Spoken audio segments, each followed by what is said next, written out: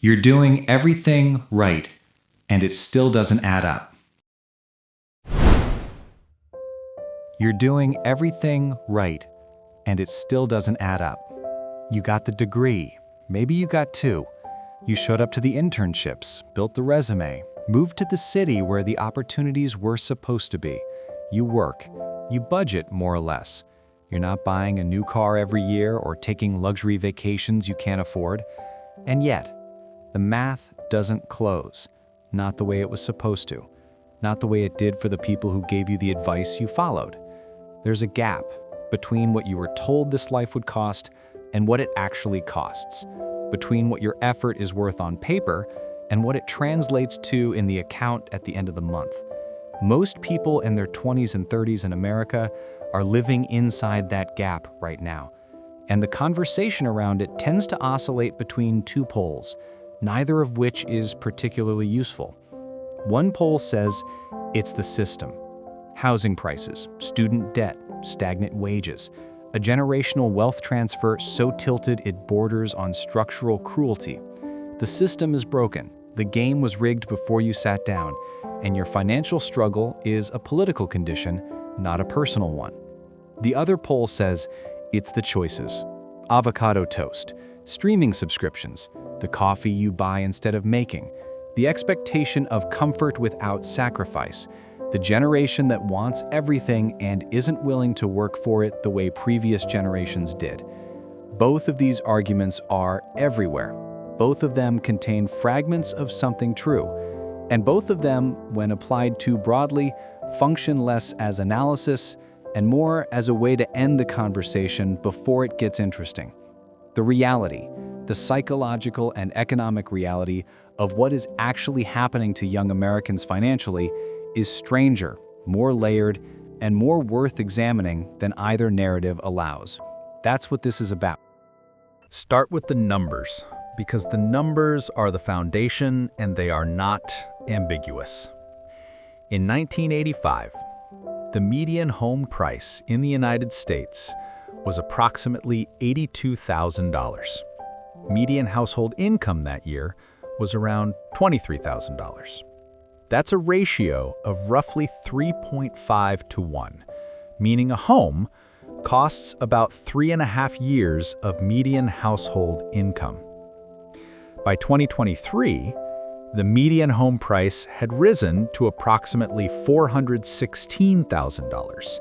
Median household income had grown to around $74,000. The ratio is now roughly 5.6 to 1. And in the cities, where most young Americans move for work, the ratios are dramatically higher. In San Francisco, Los Angeles, New York, Seattle, Boston, the ratio exceeds 10 to 1. In some markets, it approaches 15.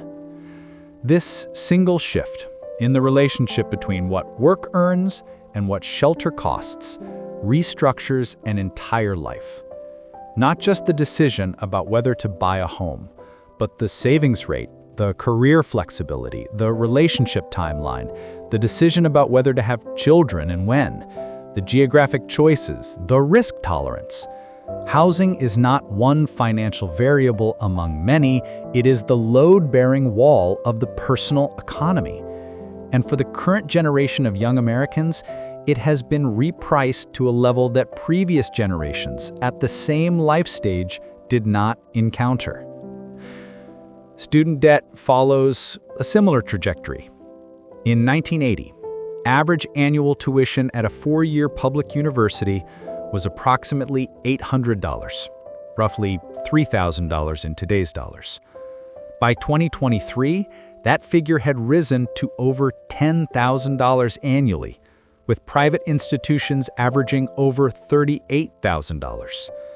Total outstanding student loan debt in the United States now exceeds $1.7 trillion. The average borrower graduates with approximately $37,000 in debt. And for graduate and professional degree holders, the figures are substantially higher. The standard response to this is that college graduates earn more, so the debt is worth it. And in aggregate, that's still true. The earnings premium for a bachelor's degree relative to a high school diploma remains real. But the calculation that made sense in 1990, borrow moderately, graduate, enter a labor market that rewards the credential, pay off debt on a reasonable timeline while building assets, has been disrupted at multiple points simultaneously. The cost of the credential inflated. The entry-level wages in many fields did not keep pace, and the assets that debt repayment was supposed to delay, the home, the investment account, the financial cushion, have themselves inflated to the point of inaccessibility.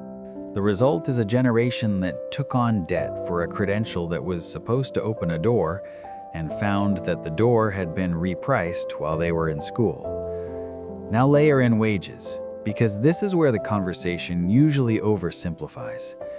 Productivity in the American economy has increased roughly 60% since 1979. Wages for the bottom 90% of earners have increased approximately 24% over the same period, in inflation-adjusted terms. The gap between what American workers produce and what they are paid for producing it is not a new phenomenon. It has been widening steadily for over 4 decades. For young workers specifically, the entry-level labor market has undergone a structural transformation that rarely gets named clearly. The proliferation of internship culture, unpaid or minimally paid entry-level positions, reframed as learning opportunities, effectively transferred the cost of workforce training from employers to workers. The rise of contract and gig economy employment shifted benefits, retirement contributions, and income stability risk from companies to individuals. The collapse of private sector union membership from approximately 35% in the 1950s to under 6% today removed the collective bargaining infrastructure that had historically translated productivity gains into wage gains. None of these shifts happened overnight. None of them were the result of a single decision by a single actor. They were the cumulative output of decades of policy choices, corporate restructuring, and market evolution.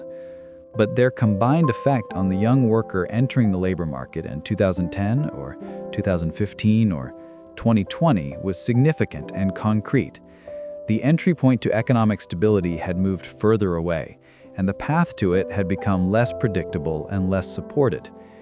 Here is where it gets psychologically interesting, because economics alone doesn't fully explain the feeling of being broke that defines so much of young American financial life right now. There is a concept in economics called relative deprivation. It was formally theorized by the sociologist Robert Merton in the 1940s, and it describes something the poor and the merely comfortable know intuitively. How wealthy you feel is not primarily a function of your absolute financial position. It is a function of your position relative to your reference group, the people you compare yourself to, consciously or not. This creates a paradox. A person earning $60,000 a year in 1975 felt different about that income than a person earning the inflation-adjusted equivalent today, because the reference group has changed. The consumption standards that define ordinary middle-class American life have inflated well beyond general price inflation. The size of the average American home nearly doubled between 1970 and 2015. The number of cars per household increased. The expectation of regular restaurant meals, leisure travel, subscription services, newer technology on shorter replacement cycles, all of these became, gradually, the baseline of what a normal American life looks like. Young Americans are not just poorer in absolute terms relative to previous generations at the same age. They are operating inside a reference frame that has been dramatically inflated by decades of consumption culture, and simultaneously being told that their failure to achieve that reference frame is a personal shortcoming. That collision between inflated expectations and genuinely constrained resources produces a specific psychological state that isn't quite poverty and isn't quite comfort. It is a permanent sense of inadequacy relative to a standard that was never achievable on the wages available in the housing market that exists at this moment in history. Let's talk about something that almost never appears in economic analyses of this situation, but that shapes it profoundly: the psychology of financial comparison in the age of social media. Thorstein Veblen's concept of conspicuous consumption, spending as status signaling, was developed in 1899 when consumption was visible primarily within your immediate social community. The people whose spending you compared yourself to were your neighbors, your colleagues, the people you physically encountered. The reference group was local and therefore bounded. Social media has abolished that boundary. A 26-year-old in Akron, Ohio, now has continuous, curated visibility into the consumption patterns of people across every income bracket, every geography, every life stage, all filtered through an algorithm that preferentially surfaces aspirational content, because aspirational content produces more engagement than ordinary content. The reference group is no longer local. It is effectively infinite, and it is systematically skewed toward the upper end. The research on this is fairly consistent. Social comparison via social media is associated with decreased financial satisfaction independent of actual financial position. People who consume more social media report feeling worse about their financial situation even when their objective circumstances haven't changed, because the comparison set has changed. And the comparison set is now populated largely by people who are either genuinely wealthier or performing wealth they don't have. This matters because it means the felt experience of financial inadequacy among young Americans is not a simple reflection of economic reality. It is economic reality filtered through a comparison architecture that was not designed with their psychological well-being in mind. The feeling of being broke is partly a product of genuine financial constraint, and it is partly a product of measuring that constraint against a reference point that would make almost anyone feel inadequate. Now here's the dynamic that I find most psychologically complex and that I think gets the least airtime in most discussions of young American financial life. It is the relationship between financial precarity and identity. The current generation of young Americans came of age inside a cultural moment that placed enormous weight on authenticity, self-expression, and lifestyle as personal statement. The brands you buy, the neighborhoods you live in, the food you eat, the experiences you curate, all of these became, in the cultural language of the past 2 decades, extensions of who you are, not just things you consume, expressions of your values, your aesthetic sensibility, your politics, yourself. This created an unusual bind because the cultural pressure to consume as self-expression arrived simultaneously with the economic conditions that made consumption increasingly difficult for young people to afford.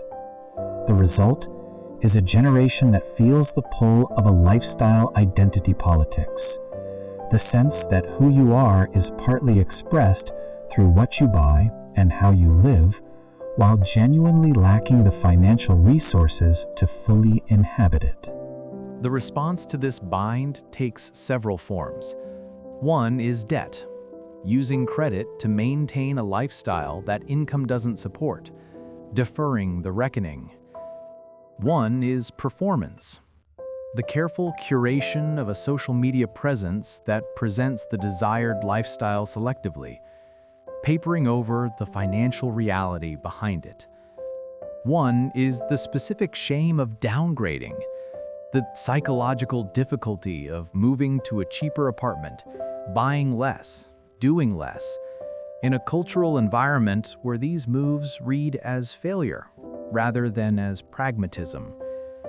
And one, increasingly, is a kind of ironic resignation. The memified acknowledgement of financial precarity that has become its own cultural register. The "I'm broke" joke, the "treat yourself because nothing matters" spending impulse. The darkly comic acceptance of financial struggle as just the water young Americans swim in.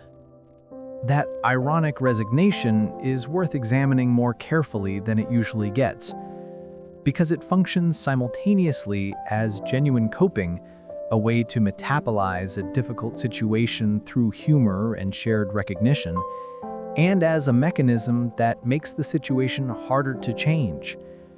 If financial precarity is just the vibe, just the reality, just the thing we all shrug at together, it becomes more difficult to examine clearly, more difficult to address individually, and more difficult to be outraged about collectively. There is a behavioral economics concept called present bias, the tendency to overweight immediate rewards relative to future ones, that gets deployed frequently in discussions of why young people aren't saving enough. The implicit argument is that young Americans are financially struggling, at least in part, because they're prioritizing present consumption over future security. Too much spending, not enough saving. Too much now, not enough later. This argument is not entirely wrong. Present bias is real. It affects everyone. And some portion of financial struggle among young Americans does reflect spending choices that a more future-oriented version of themselves would revise. But the present bias argument, when applied to this situation without context, omits something important. Present bias is strongest in conditions of scarcity and uncertainty. When the future feels genuinely unpredictable, when the path from current position to financial security is unclear or seemingly inaccessible, the psychological pull toward present consumption intensifies. This is not irrational. If you don't believe you will be able to buy a home, regardless of how much you save, the motivational case for saving toward that goal weakens. If you're not sure your job will exist in 3 years, the argument for sacrificing present consumption to fund a retirement that feels abstract and distant loses some of its force. The economist Sendhil Mullainathan and psychologist Eldar Shafir developed a theory they called scarcity mindset, the finding that conditions of genuine scarcity, whether of money, time, or other resources, produce a cognitive bandwidth tax that impairs decision-making across domains. People under financial pressure make worse financial decisions not because they are less capable, but because the mental bandwidth required to manage scarcity is bandwidth that isn't available for longer-term planning. This reframes the present bias critique in a significant way. If young Americans are underweighting the future relative to the present, the question worth asking isn't simply, why don't they have more discipline? It's, what does the future actually look like from where they're standing? And what rational or semi-rational processes might produce the behavior we're observing? Let's examine the homeownership question directly, because it is the most symbolically and economically loaded dimension of this conversation. Homeownership in the United States has functioned for most of the 20th century as the primary mechanism of middle-class wealth accumulation. Not because homes are inherently great investments. Over very long periods, inflation-adjusted home price appreciation is actually quite modest, but because the mortgage is a forced savings mechanism. Every payment builds equity. Over 30 years, the typical homeowner accumulates an asset that renters do not. The homeownership rate among adults under 35 has been declining for 2 decades, and now sits at its lowest point since the census began tracking it. The reasons are structural and familiar. Down payment requirements that have become increasingly difficult to meet on entry-level wages, in markets where prices have far outpaced income growth. But the downstream consequence is less discussed. A generation that cannot enter the homeownership market at the historical age is a generation that misses the compounding years of asset accumulation that previous generations used to build intergenerational wealth. The 30-year-old who bought a home in 1990 had by 2020 an asset that had tripled or quadrupled in value, providing collateral for other decisions, a cushion against financial shocks, and ultimately a transferable asset to their children. The 30-year-old renting in 2024 has none of that accumulation. They have a monthly expense that produces no equity in a market where the entry point keeps moving away from them. The wealth gap this creates is not just between young Americans and older Americans, it is between young Americans who had parents with home equity to gift or loan for a down payment, and young Americans who did not. The mechanism for intergenerational wealth transfer is working. It is just increasingly only working for the people who already have wealth to transfer. Here is what I find most worth sitting with when all of this is laid out together. The feeling of being broke, not the fact of it, but the feeling among young Americans is produced by at least 3 distinct mechanisms operating simultaneously, and most public conversation treats them as if they were one thing. The first is genuine economic constraint. The numbers are real. The gap between what entry-level work pays and what ordinary adult life costs has widened in ways that are structural, documented, and not primarily a function of individual choices. The second is relative deprivation amplified by technology.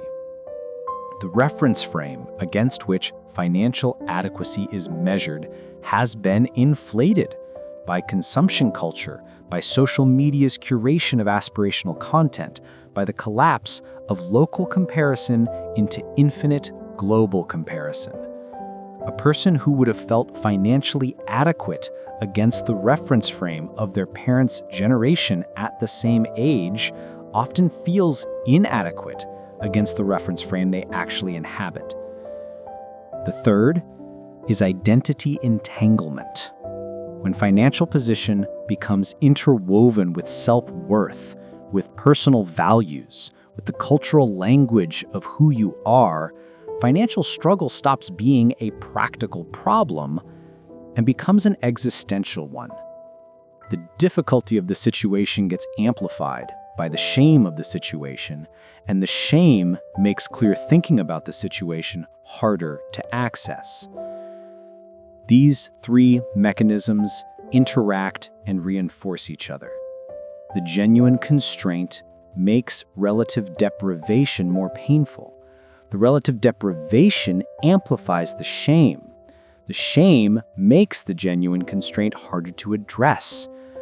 The whole system feeds back on itself and produces a state of chronic financial anxiety that feels personal, even when its roots are largely structural. There is a generational psychology angle here that deserves to be named carefully, without condescension. Millennials and Gen Z came of age with a specific implicit contract. The contract said, invest in education, be flexible, be mobile, be willing to start at the bottom, delay gratification, and the system will eventually reward you with stability. The contract was offered in good faith, more or less, by people who had seen it honored in their own lives and had no reason to believe it wouldn't be honored in the lives of the people they were raising and advising. The contract was not honored. Not because anyone decided to break it, but because the underlying conditions that made it honorable had already changed by the time the generation it was offered to began collecting on it. The psychological consequence of a broken implicit contract is specific and worth examining. It is not quite anger, though anger is often part of it. It is a kind of epistemological disorientation. The framework through which you understood how the world works, effort leads to reward, patience leads to stability, the right moves lead to security, has been invalidated by experience. And having that framework invalidated without a clear alternative is genuinely destabilizing in ways that don't always read as financial distress, but often are. The cynicism that characterizes a lot of young American cultural expression right now, the ironic detachment, the dark humor about the economy, the meme-ified despair, is, at least in part, the psychological residue of a generation that took the contract seriously and found that it wasn't valid anymore. That's not a weakness. It's a rational response to having been told something that turned out not to be true. Something worth examining is the way this situation gets moralized in public discourse, from both directions. The progressive moralization says, the system is rigged, corporations and the wealthy are extracting value that belongs to workers, young people are victims of structural exploitation, and their financial struggle reflects injustice rather than inadequacy. The conservative moralization says, previous generations sacrificed and delayed and made hard choices to build what they had, and the current generation's expectations are inflated by entitlement, and their financial struggle reflects a failure of character and discipline. What strikes me about both of these framings is not that they're entirely wrong. They each contain something. It's that they both insist on a moral verdict where a structural analysis would be more useful. The question of who is to blame and who deserves sympathy versus criticism generates more heat and more engagement than the question of what is actually happening and why. So the moral argument dominates, and the structural reality remains under-examined. The structural reality is that a set of economic conditions in housing, in education, in wages, in labor markets have shifted in ways that make the path to financial stability genuinely harder for the current generation of young Americans than it was for their parents at the same age. That is not an argument about blame. It is not a claim that no individual choices matter. It is simply an observation about the landscape and about the fact that navigating a harder landscape requires more than telling people they're navigating it wrong. Here is the thing that I keep returning to. The young American who feels broke is not, in most cases, imagining it. The feeling tracks something real, a genuine mismatch between the economic conditions they inherited and the implicit promises made to them about what those conditions would deliver. That mismatch is not primarily their fault. It is not primarily their parents' fault. It is the accumulated output of decades of economic decisions, policy choices, and market dynamics that no individual caused and no individual can individually reverse. But the feeling is also not a complete picture, because feelings of financial inadequacy, even when they are grounded in genuine constraint, have a way of extending beyond their actual territory. They color decisions that don't need to be colored by them. They produce avoidance behaviors that compound the underlying problems. They generate shame that makes honest assessment harder and clear-eyed planning nearly impossible. The broke feeling and the broke reality are related, but they are not the same thing. And treating them as the same thing, as most public discourse does, makes both harder to address. What would it look like to hold both simultaneously? To acknowledge the genuine structural constraint without letting it become a totalizing explanation that removes agency entirely. To acknowledge the genuine psychological distortion without letting it become a victim-blaming argument that ignores real structural barriers. That's a harder position to maintain than either pole. It doesn't fit cleanly into a political argument or a motivational speech. It doesn't offer the comfort of a clear villain or the clarity of a simple prescription. But it is, I think, closer to the actual shape of the problem. A final observation. Wealth in America has always been entangled with virtue. The Calvinist roots of American culture produced a moral framework in which financial success was, at a deep level, evidence of divine favor, and by implication, financial struggle was evidence of something less. That framework has been secularized and updated across generations, but its basic structure persists. Success is deserved, struggle is suspect. This cultural inheritance means that young Americans who are financially struggling are carrying not just the weight of the financial reality, but the weight of the cultural verdict that attaches to it. They are not just constrained, they are, in the ambient moral atmosphere of American culture, implicitly failing. That verdict is not accurate, it is not even coherent once you look at the actual conditions, but it is pervasive, and it is internalized long before anyone has the language or the distance to question it. What might change if that cultural inheritance were examined directly? If the automatic association between financial position and personal worth were surfaced and questioned, rather than absorbed without scrutiny? Probably not the housing market. Probably not the student debt figures.